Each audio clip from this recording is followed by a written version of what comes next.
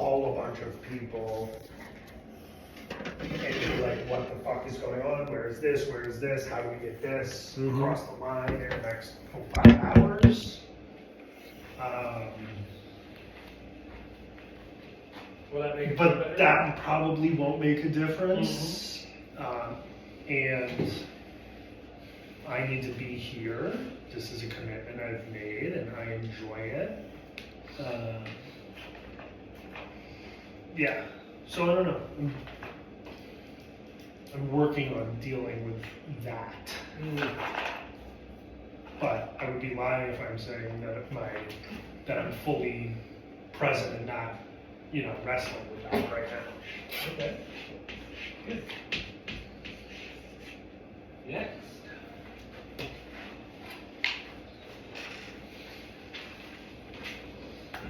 I'm Mark, still 7 or 8. I did my formal, step 1 with my sponsor over the weekend, which was a good exercise. Happy about that. Nice. Is this the first time you've met with your sponsor? No. We've been meeting quite a bit. And what did you accomplish on your first step? Repetition, really. I think I did it at Hazelden pretty much already, but just another take at it and reinforcing some of it so that I'm actually living it and not just saying the words. And what's the shift? What's the difference between just saying it and... I think it is the repetition. That's what my sponsor and I were talking about, that, admitting I'm an alcoholic and life is unmanageable is all things I can do, and I can say it, but kind of going through why that is. I've done it with a big group, I've done it with a therapist, I've done it now with my sponsor, and slight variations on it make it more, I can't hide behind it, hide away just behind the word, saying the words. I actually gotta think it through and think about what it really means. Give us an example. It's saying that I'm just at a basic level, I'm an alcoholic. I can say anything. I can sell stuff. I can say whatever words I want. But even in treatment and a couple weeks into it, I was like, maybe I'm not really an alcoholic like everybody. That's not really the problem. And I have to keep. Then I tell the same stories 6 times, and I'm like, it's really, I don't know why I'm fighting it, but I tell the stories often enough that it's pretty clear that I'm an alcoholic. So it helps just to keep going through it. I relate to that a lot. This is one of the issues I have with the current addiction field. So, what makes you an alcoholic? The fact that I'm powerless over alcohol, if I'm following AA, which I am, and I think that's an accurate assessment. You're powerless over alcohol. What does that mean? Well, that's step 1. For me, it's that if I start drinking, I don't have a good mechanism to stop myself. If you start drinking. Yeah. So all you have to do is not drink. Yeah. If it was that easy. It is that easy. It's that easy right now. Okay. We talked about the difference between I don't agree. being sober and being Yeah. I don't agree either. I think that's kind of a reductive definition of what addiction is, because personally, there were plenty of times I was able to drink responsibly, Sure.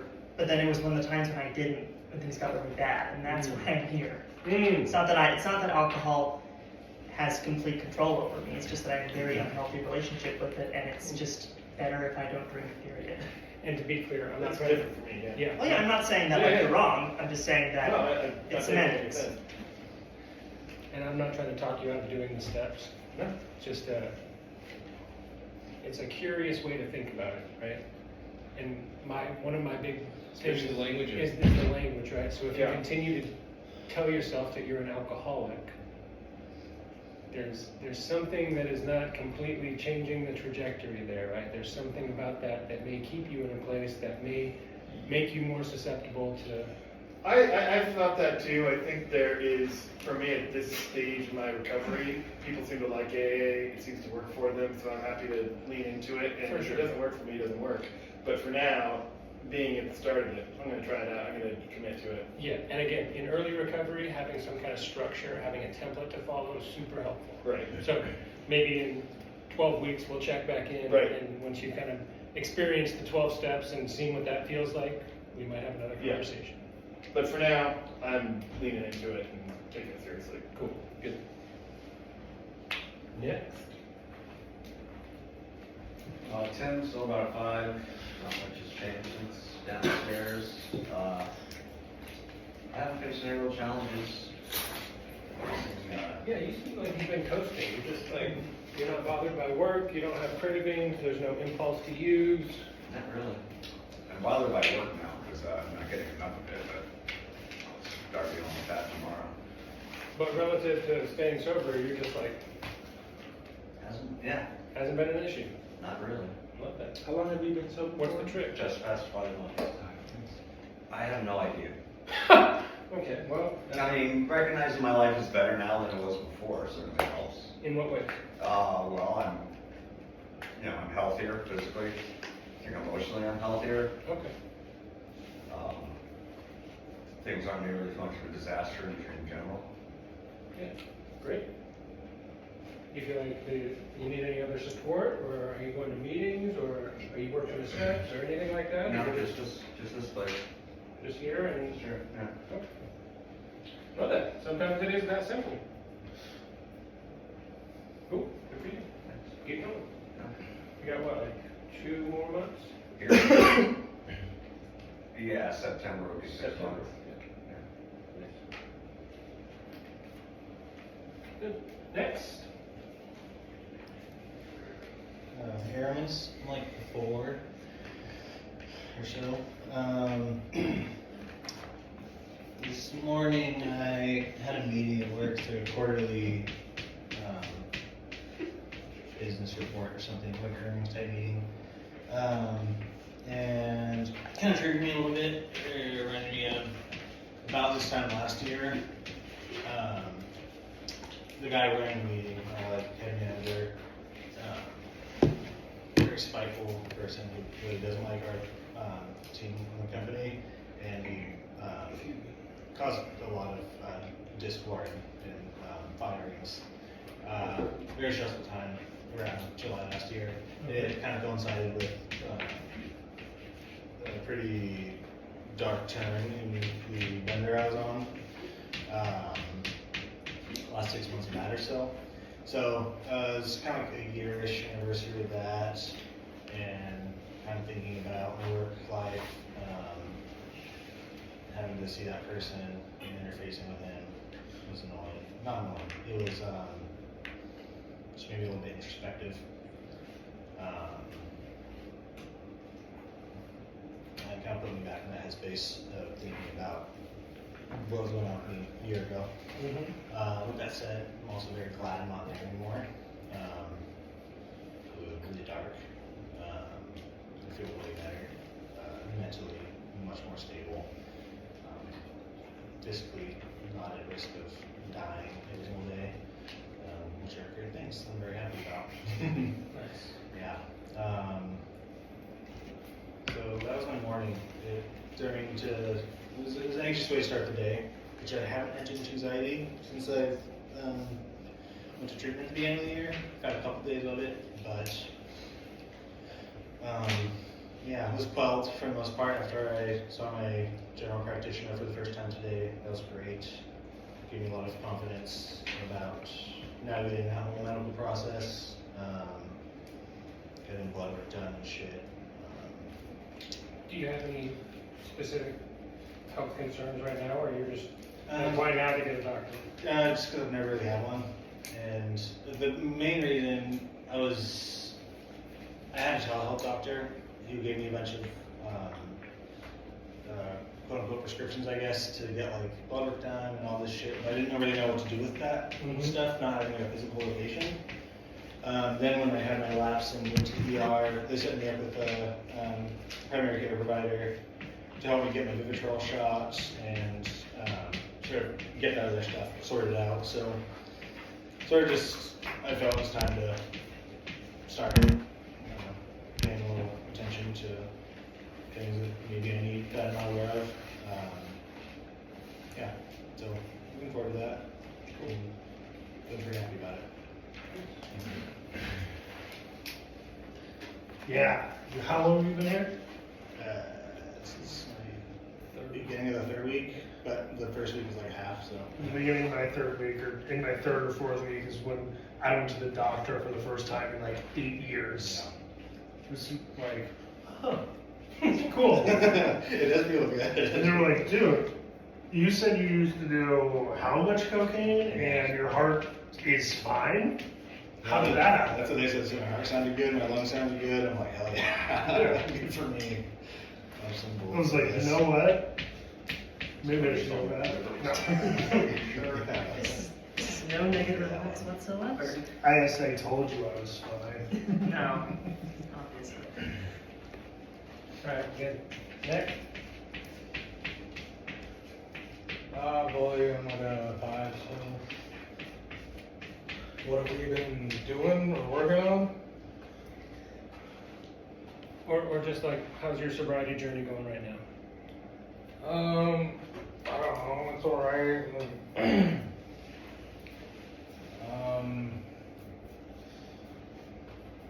I don't know, just been trying to stay busy, work through the depression. Did the math placement exam, did that. I gotta register for classes tomorrow.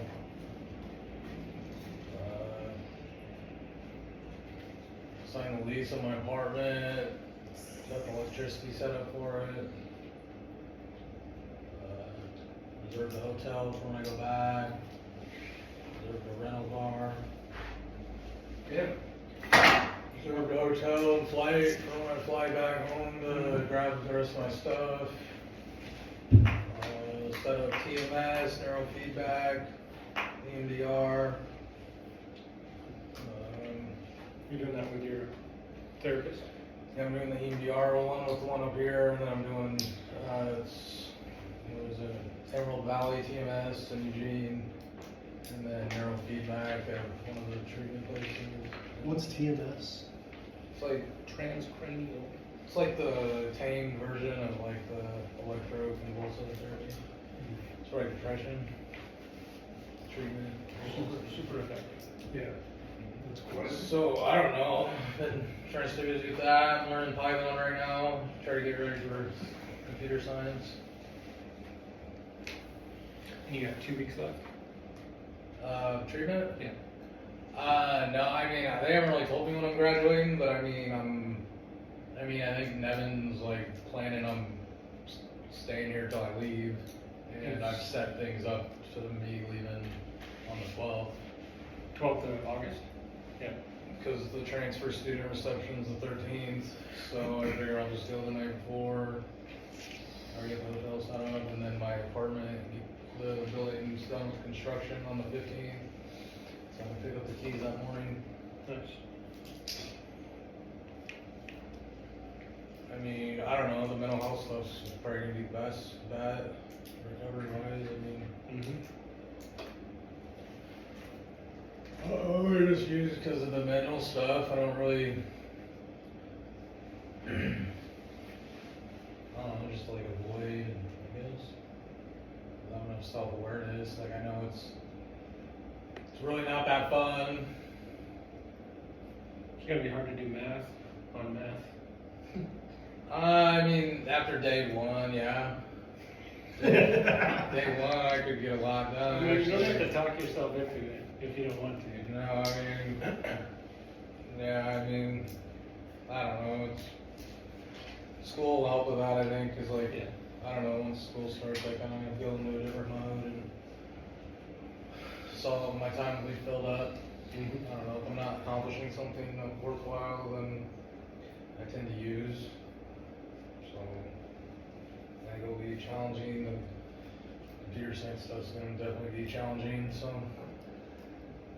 Stay in school. Yeah. Yeah, I didn't the first time. for you, dude. Yeah, that's rad. You're getting a lot of stuff accomplished. That's awesome. Sounds good.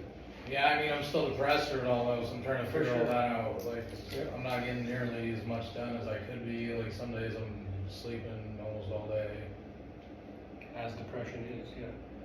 So it's like I'm not studying near as much as I would because half the time I'll sit down and like my brain's just not working and like fucking tired, like, I don't know, other days in school. So, figuring that stuff out. I don't know, I know those concussions are still affecting me, so short-term memory wise. So I might thought, I think most universities have some kind of like disability office and like link up with my primary, tell them that's still affecting me, and at least get like some type of stipulation of like maybe having longer time on the test or something. Like, cause yeah, some days, I don't know, it ebbs and flows. Like I use chess as kind of a barometer. Like my shit dropped all the way down to 1540 from 1780, and now it's back up to 1750. Damn. That's a good reading. I was gonna say, It's that's, like- that's a good barometer though, I mean, like. It's a different real days- good barometer because it's very sensitive at that level. But like That's days fucking- where it's not that good, like I'm just doing dumbass shit. But That's like still right high, now, right? I'm like tearing through the 1700s again. Like, I don't know how to. But that's reasonable. I mean, it's not gonna be, you're not gonna be performing at a high level all the time. Like you said, it ebbs and flows, so your awareness of that and. Yeah, but 200 is a little more than just an ebb and flow. Like I could see it riding 1680 to 1750. Like 1540, like. Isn't 1540 still like world ranking though? Like, No, like honestly, anything above like 1200 is like. no, like Competitive. 2000s, like 1600 to 1800s, like Class B tournament Yeah. player, 1800s Class A, Okay. and then yeah, 2000 you're getting into the Master. And, like Magnus Carlsen's like 3600. Yeah. He's a social though. He doesn't even have a social life. Yeah. Yeah, that's it. That's all I got going on. Good. Good checking. 3 to go. 3 to go. 2 to go? You already went? You already went. Kicked us off. Two. Yeah, he was the first to go. one. I haven't gone. David and Shane. David, how are you? Fine. So, it's going well. Not a lot's been happening. Did a video up on my YouTube channel this morning. Seems to be What's your doing well. YouTube channel? It's private. Do you want more subscribers? That's awesome, I don't man. need to beg for them. So. What was Oh damn! He don't want you in his fucking. Google this shit. You better Google it. Yeah. But it seems to be doing well, and besides that, I started working on my visa for studying abroad. Hell Paying yeah. more money, which is a little annoying, but it's not impossible. I can pay it. Did you, what was the thing you were working on for grad school? It wasn't financial aid, what was was That's- it just the visa?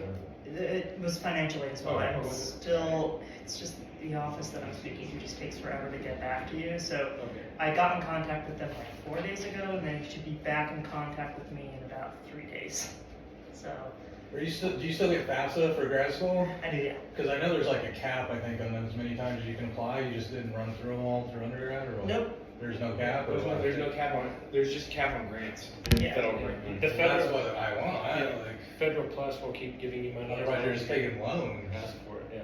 So, but there's a cap on the grants. There's a cap on the That's grants. what it was. Yeah. So that's going well.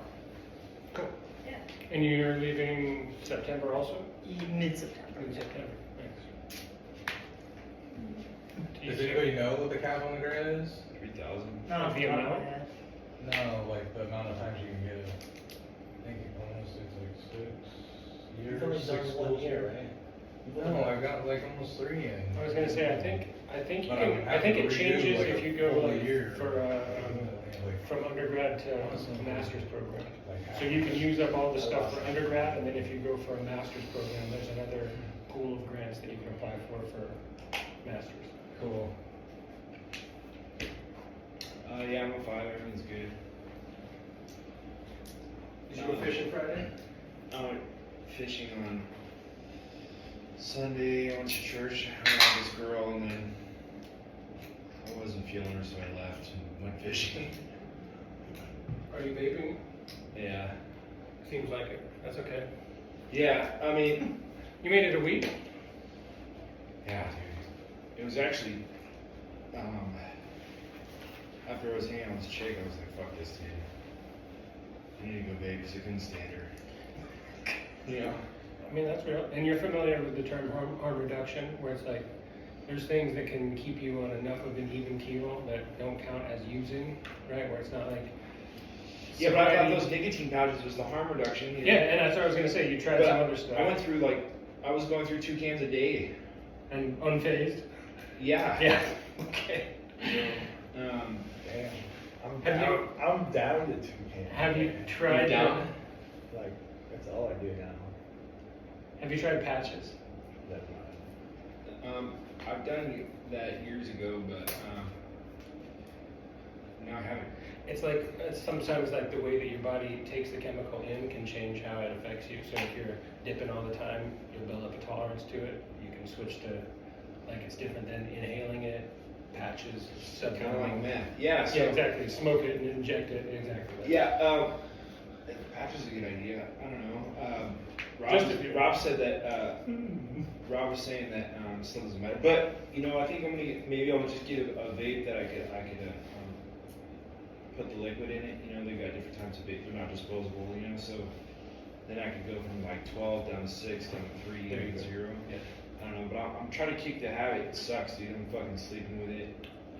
Yeah, but I mean, look at you. You gave it a shot. Like that was the first week. We know that maybe like it has some effect on your mood and It does. how you interact with people. So Yeah. that's good data to have. Oh, that's a good point. Right. Yeah. And again, like you mentioned, there's all sorts of ways to titrate off of it. So the other way you could do it is like gum. Gum, you can also scale the dose, right? So you could get gum that's whatever the milligrams are. Oh yeah, Like my grandpa did that. yeah, I'm saying there's Lozenges. lots of tools. Yeah, lozenges. So maybe next time you think about quitting, set yourself up with some of that stuff and work your way down.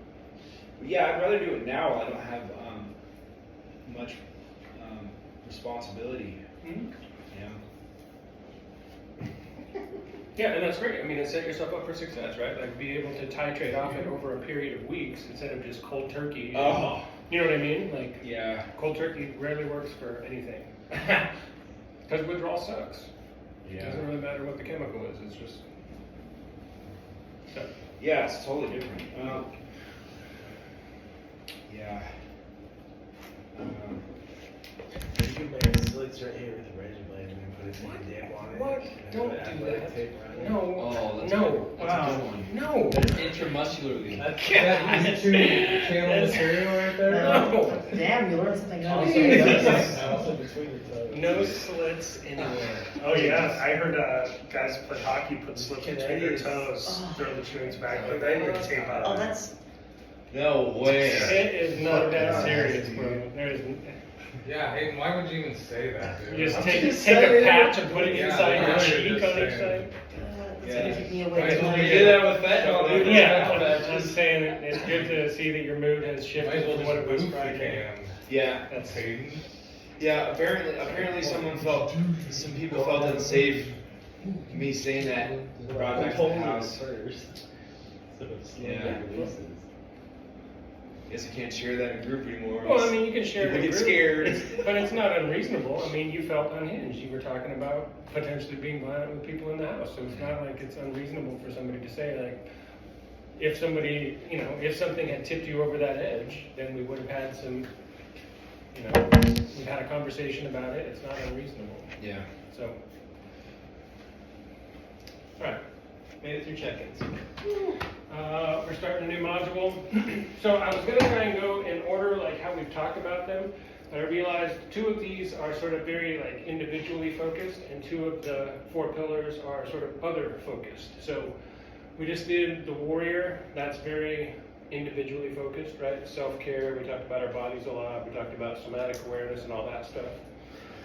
The lover is sort of like that small circle where we're just talking about relationships, we're talking about how we start to learn to interact with people on an individual basis through recovery. So we're definitely going to talk a lot about romantic relationships or partnerships. We're definitely going to talk about like how we relate to people at work or people either in in any kind of social setting, right, where we have to kind of be aware of other people's emotions, other people's behaviors, and how they impact us, and vice versa, right? How our communication and behavior impacts other people. So this is setting up the next 3 weeks. we're gonna go through each of these focus places. These are gonna be like your journal prompts, right? So anytime we talk about homework, we're gonna try and focus on one of these topics and some aspect of that and how it relates to what we're doing in our personal lives. Okay, so start at the top. What is your golden rule? Everybody's familiar with the golden rule? What's the golden rule? Treat others the way you want to be treated. Treat others the way you want to be treated. Okay, so what's the standard? Treat people well. Cause as little harm to others as possible. I like both of those. Doesn't mean you have to be nice to them. Yeah, I mean, we can talk about the difference being empathetic, the difference between nice and being kind. What's the difference? Good question. So the way that I like to explain it is people from the West Coast, people from the East Coast. Complete generalizations, very stereotypical. It's as simple as it can be.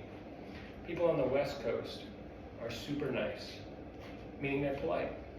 We talk really nice, we'll shake your hand, we'll make eye contact. But if you were on fire, I would not piss on you to put it out. I'm not kind. East Coast people, they say fuck a lot, they'll probably flip you off to your face as a greeting. They're not very polite. But if you were in dire straits, they would sacrifice their own life to save you. They're kind, but they're not nice. That makes sense? Yeah, it does. That's a super generalization, but it kind of gives us some context. Yeah, that's what I noticed from moving from the Midwest to here. Yeah, for it sure. throws me off. And what, I pick up on like a lot of people are like superficially nice. Yeah. But like I'm getting the sense like they're fake and they're not really like Midwest. They're kind of superficially more judgmental maybe, but like they're also way more just genuine and kind. there's actually like care underneath it. Yeah. Yeah, for sure. Borrow a cup of sugar from your neighbor kind of thing. Yeah, or just like wave at you, like I don't know, just a little shit, hold the door open. Yeah. Yeah. And it's important, in situations where there's some kind of emotional depth or emotional investment to be able to tell the difference between those, right? Because for people who are nice but not kind, you might want to keep those relationships pretty superficial, where you're polite and you're cordial and you're personable when you're interacting with them, but you're not going to tell them your deepest, darkest secrets. You're not going to trust them to positively contribute to your life very much. And vice versa, you know some people who you're going to basically fuck with each other anytime you're close. But you also know that if there is something dramatic, you could call them at 2 a.m. and be like, look, you can't tell anybody about it, we're never going to talk about it again, but I need you to show up right now and we need to take care of this, and they would do that. So there's some like discernment there, right? There's some ability to read those emotions, those emotional states rather, and be able to say like, oh, I understand that these people don't get some parts of me, and these people don't get some parts of me, but I understand where to put that appropriately. Okay, finish it off. So what's our golden rule? Sorry. Like, what do we want to think about in this group specifically, but then broader? Are we just going to be nice to each other? Honest. Yeah, I think, right? We talked about integrity at the end of the Warrior module. I think something that I use as my golden rule is really important in here, but also in other aspects of your life is making an effort to understand the person when you interact with them, and not just what their words are, but having an understanding of what they are, who they are, and where they come from is going to help you with interactions. Okay, good. So, so the way we talk about this in school is like, you good? Oh yeah, you gotta do your thing. I'm sorry, yeah. Thank you. I'll see you on Wednesday. Okay. Okay. We talked about, in school, we talked about cultural sensitivity, right? And cultural sensitivity is a big, broad term, but I like understanding, right? So both an effort to understand other people, but maybe also an effort to communicate in an articulate way so that you can be understood by other people, okay? Understanding is a good way to start. What else? I think, and especially here, we have to have grace for ourselves and each other. Yeah. Because otherwise, you can't, if I try to be perfect in everything I say out loud, and then I'm just gonna be up on myself. For sure. So when you say grace, what do you think about, or what do you mean? Just like take a deep breath. If I'm getting frustrated or whatever the thing is, like the stakes aren't that high, right? Like we can all have better outcomes if we're expressing what comes to mind rather than trying to worry about what the impact is. So maybe a little bit of like non-judgment or Yeah, exactly. minimal judgment Yeah. in this space. I think grace goes a step beyond that, like encouragement beyond non-judgment. Like, it's not supposed to be perfect. Yeah. Okay, good. Understanding, grace, what else? Support in here. Yeah.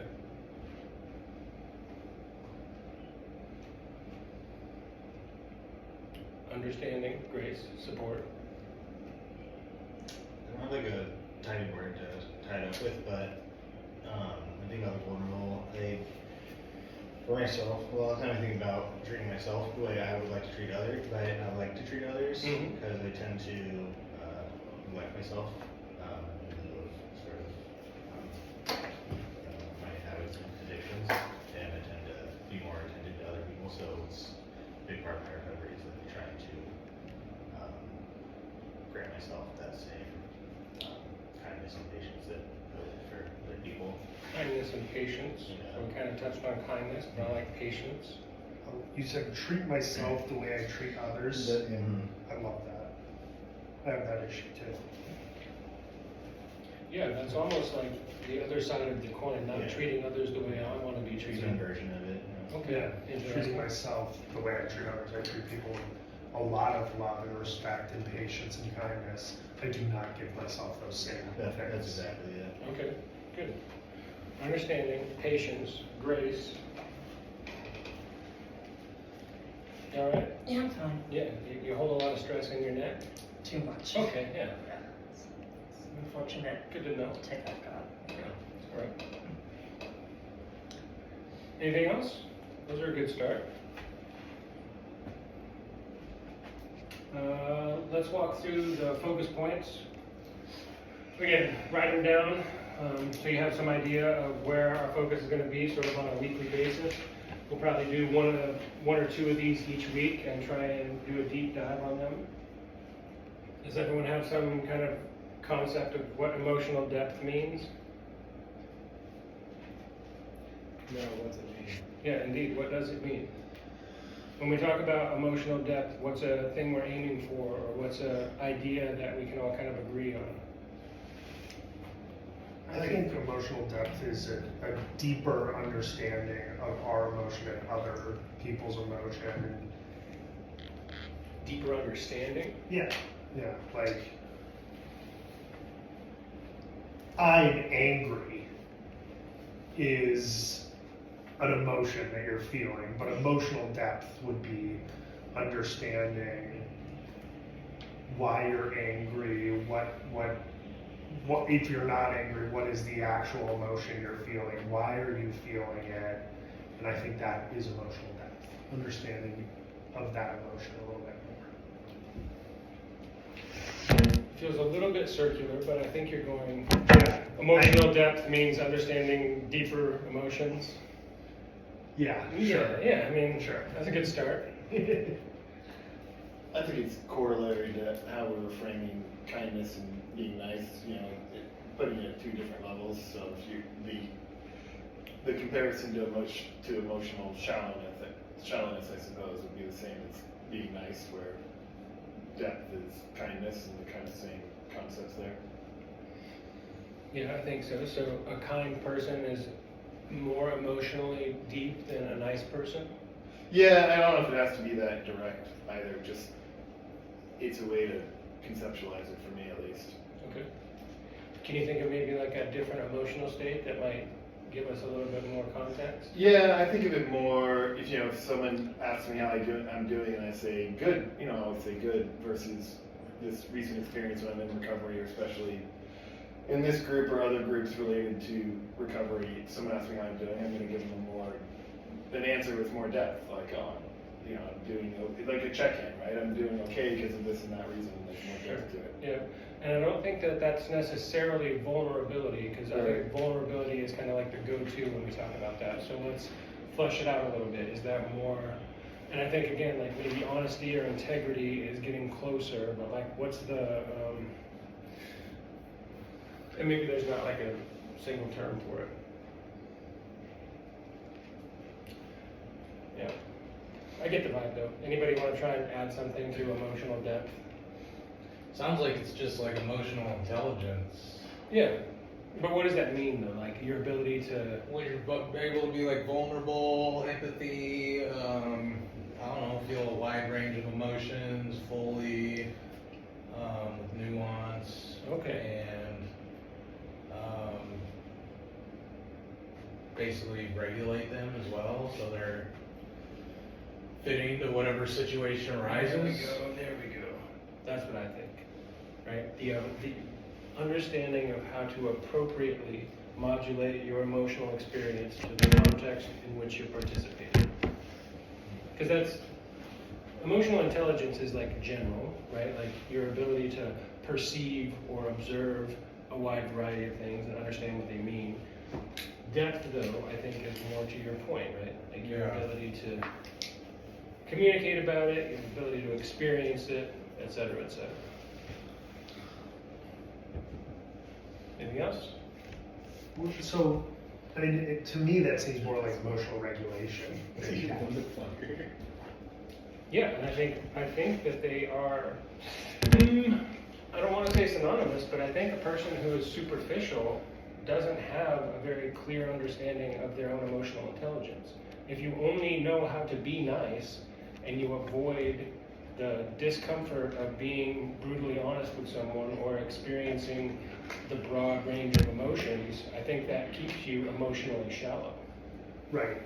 But, I mean, I think that you can, and this is a little sociopathic, what I'm going to say, you can present emotions without having emotional depth. Oh, absolutely. And regulate that emotion without For sure. having emotional depth. That's how we know you're in sales. I think that's the key. Yeah. Yeah, I That's the think- exact example of the nice. Yeah, Right. Because it's like, on the surface, it looks good. yeah. You know, unless you're really intuitive and can feel Right, but more when the intention rubber behind meets the it, road, most yeah. people are just like, oh yeah, he's super nice, but like, That's a good point. so I think it's kind of like Yeah. similar to that analogy. Good, yeah, that's gonna give us something to discuss. Because depth, again, I'm not sure. I think intelligence is part of it, but I think there's something else that requires the ability to modulate, right? The ability to, Introspection. yeah, to be introspective about it, to understand both like how you're doing and communicate about it and be able to observe other people and understand. Yeah, what's happening. perception's a big part of it too. I agree. Okay, good. Communication, pretty simple, right? It's always going to be a huge thing for me. Like being able to, the way that I like to conceptualize it is like thoughts match actions, match words. That is like the bedrock of communication. You need to have all three of those pieces. And if you really want to be like the comprehensive human being that we talked about, they have to line up, right? You can't go around doing things that are different than the way that you think, or thinking things that are different than the things that you say, and expect life to go the way you want it to. So that for me, thoughts, actions, words, lining up, that kind of sets the tone for communication. What else do you guys want to add to that? I mean, I think this is a real skill, communication, especially when it comes to emotion. You know, the first words that come to my mind are like honesty with communication. Right. But also, and then there's some, you can't just be like, to like a partner, you can't just blurt out an honest thing about your emotions. Sometimes you have to, So tact has to be part of it. there has to be tact, and it is a skill, right? Like, so I don't know, this is, I feel like this is something that I'm good at and I've worked at a lot, but it's, you know, I've slipped up on it before too, Sure. just without having the tact. It's Yeah. just an interesting one. It takes a lot of practice and a lot of skill. And, yeah, go for it. I was just gonna say, I value sincerity, but it touches right along your analogy, because I really value people that are genuine and authentic. Mhm. I mean, even if they're an authentic asshole, Yeah. at least they're, That's real. you know, not being two-faced about it. Like, Mhm. because I run into that a lot.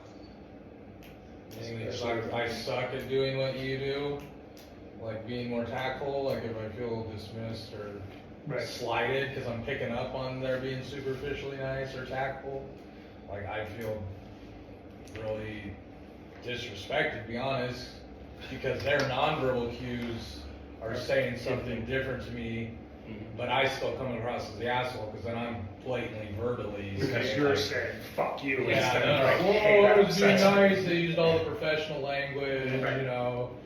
Thank you for your consider, like, and that stuff really irks me. But I need to get better at And it's being more tactful. I mean, I can. It's just, it's work in progress. Like, it's. I mean, I've been on like going to school. Like, I've been in those, you know, scenarios. It's just. I don't know. Yes. The prison thing kind of swept me the other way, so I'm kind of trying to find some middle ground again. Yeah, sometimes you gotta swallow your tongue and think about it. Yeah. And like you said, nuance, right? Communication has to be nuanced. Even if it seems like obviously nuanced, there's still like ways to be tactful about how you say things and also about how you observe people's communication. Part of me really likes like the childlike innocence of just saying like what comes to your mind, like yeah. you know, like And that's they're always really like, hey, you should like stab us out of color, like you know, you're conditioning your kids from the minute they grow up when they say something, you're hey, that was like if to they put a filter on it. yeah, and like I don't know, I mean, it's something I'm working on because I mean I think if people were more blatantly honest too, like that could help out a lot of things, I think but so. I can see where you can't just run around and just be total like all id. Well, yeah, and there's going to be consequences, right? There's also going to be things that happen or, you know, conversations that result from you being brutally honest with someone that maybe you don't want to deal with the consequences of. So, you know, time, place, manner, or whatever, right? So, And you know, you can communicate honestly with someone without being harsh.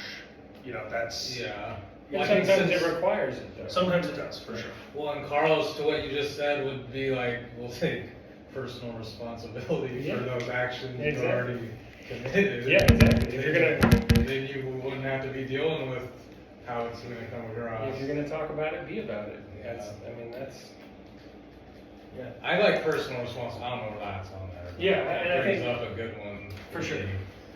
And that will come in when we get to the stage work. That's Okay. definitely a part of it. Cool. Anything else on communication?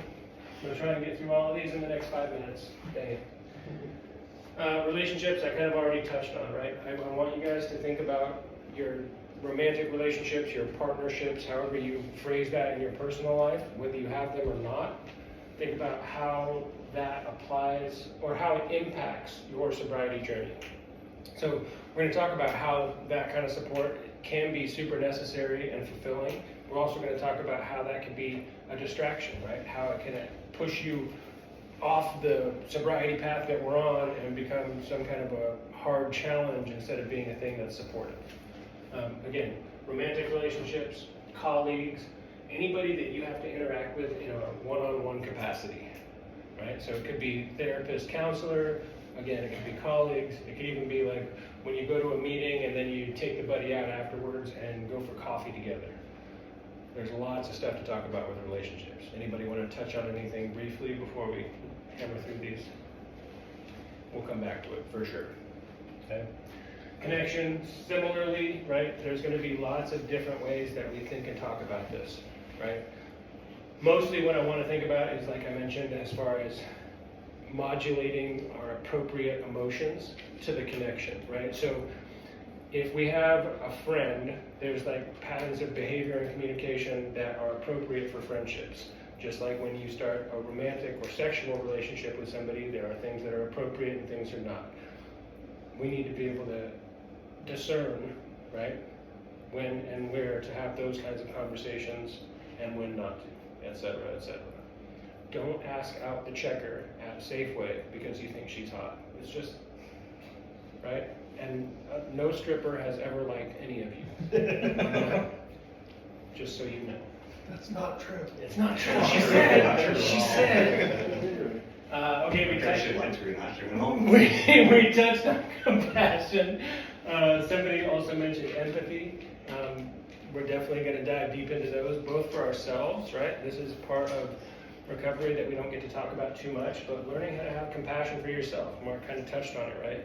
This isn't about doing everything perfectly and getting it right the first time. It's about learning patterns of behavior and starting to be discerning about which ones are serving you and contributing to your positive movement through the sobriety journey and which ones are not, and how to get rid of the ones that are not, right? Some of us get stuck, some of us grasp onto things that are not as helpful for whatever reason. We'll talk about developing some skills for how to figure out your way out of those unhealthy loops. These last two are going to be really interesting. Obviously, talking about romantic relationships, there's places where both of these come into play, but also just how to channel them in general, right? So talking about sort of some creative releases when we talk about passion, talking about how to get into some hobbies that allow you to access that stuff that doesn't have anything to do with any kind of sexuality or maybe even another person, but fostering passion within yourself, maybe just like a passion for life, right? That's sort of cliche, but we know that in active use and active addiction, like you're just pouring the bullshit on top of yourself, right?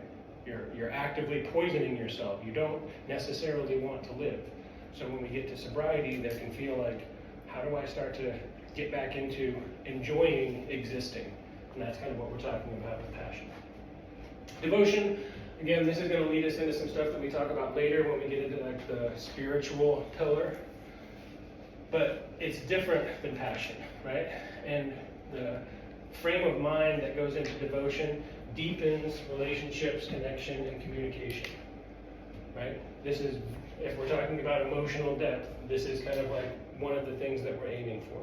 This is not superficial, right? There's like a level of commitment here. There's like a whole bunch of other things that go along when you have this in a relationship, okay? So again, just something to think about. For phase work and stage work, tracking skills. So we're going to talk more, obviously, about emotional regulation. When we talk about tracking skills, we're thinking about broadening it from like the present moment to like patterns of behavior. So this is again, while I'll advocate for journaling, right? Being able to have a written record of like how you felt previously and being able to go back and look and say, oh, actually things were really shitty back then, and now as I've moved through this process, things are starting to get better, and here are the tangible ways that that's changing, okay? We'll also work on some skills like in the present moment. When you're starting to feel physiological things, how do you connect them to emotional states, and then how do you communicate about them so hopefully it doesn't negatively impact your communication or your relationships. You guys all know when some bullshit's going on and you're like, I'm really starting to get pissed about this. Yeah, I feel myself starting to get elevated, and then your tone of voice changes and your face flushes and you feel your fists starting to clench. There's a moment there where we can use some skills to be like, hold on, let's take 2 steps back. Let me do the practice that I have so I can validate what I'm experiencing, but also I'm not going to let it fly off the handle and hurt someone or hurt myself. Right, and then the stage work obviously is establishing self-regulation. So these are obviously going to go in tandem. Once we learn these skills, we're going to do some work around noticing when it's applicable, when it's appropriate, what to use. And again, not like this idea of being a stoic and never experiencing any kind of emotional regulation, but having some idea of awareness so that you can embrace those emotional experiences without flying off the handle or suppressing them. Nice work. Oh, 5 minutes. that's on the enough. dot. That's enough. That's enough. Any questions on this stuff? Okay, write it down. Your homework, again, is to finish off standards and rituals. Okay, I want you guys each to have a list of 5 of those. 5 each, so that when we come together, we have this vast pool of standards and rituals from which to draw, and then I'll use some putting together our And these SOPs. are standards and rituals that we are actively doing in our life, we're looking Yes, to implement. yes, any of those. What I want is anything that you find yourself gravitating towards as part of supporting yourself in your sobriety. Sobriety. Okay, great. Awesome work today, gentlemen. Thank you. Give me a high five on the way out. Huh? Alright, now they're over here. Yeah, thank you. Alright, well, All right, man. Thanks, sir. Do what you say. Thank you. Thank you. Thank you, sir. Oh, wow. Okay. Shoulders feel okay after that? Yeah, Thank you, sir. a little iffy. Little bit. It's less the pain than just the floating around and not being supported. Yeah, the instability of it.